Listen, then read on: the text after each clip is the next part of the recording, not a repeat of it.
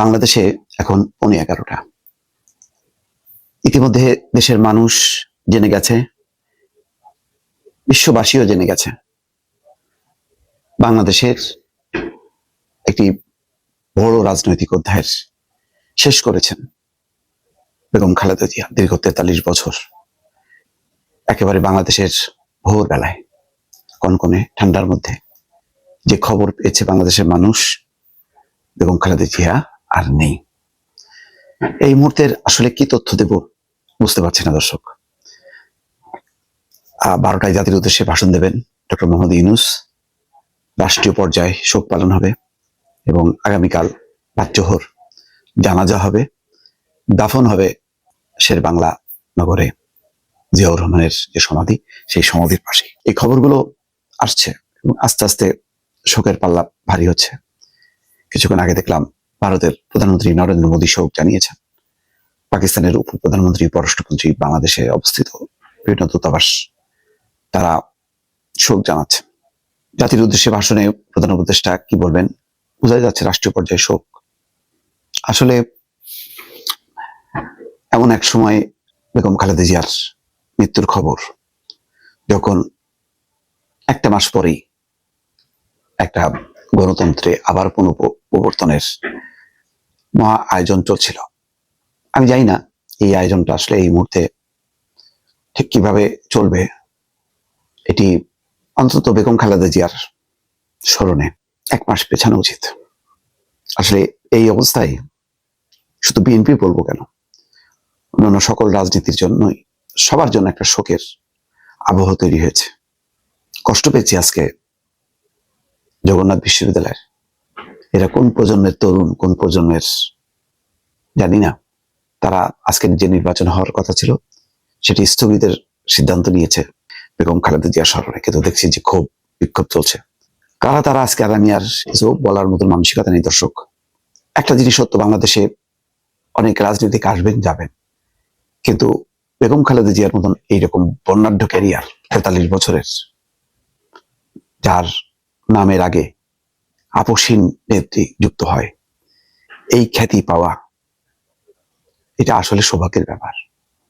এত লম্বা সময়ে যার জন্ম, বেড়ে ওঠা, সংগ্রাম, আন্দোলন এবং মৃত্যু সব দেশের মাটিতে, কল্পনা করতে পারেন? এই স্থানটা বিএনপি পূরণ করতে পারবে না, কঠিন।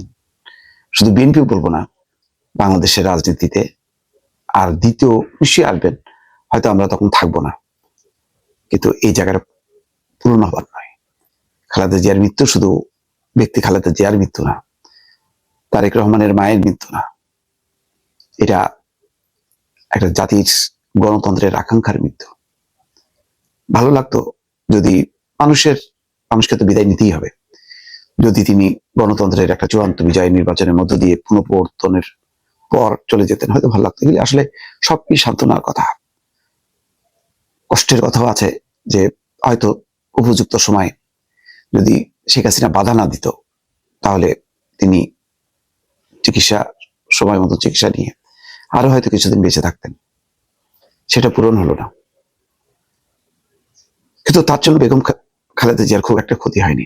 গণতন্ত্রের ক্ষতি হয়েছে, কিন্তু গণতন্ত্র এইসব শোককে শক্তিতে পরিণত করতেও পারে।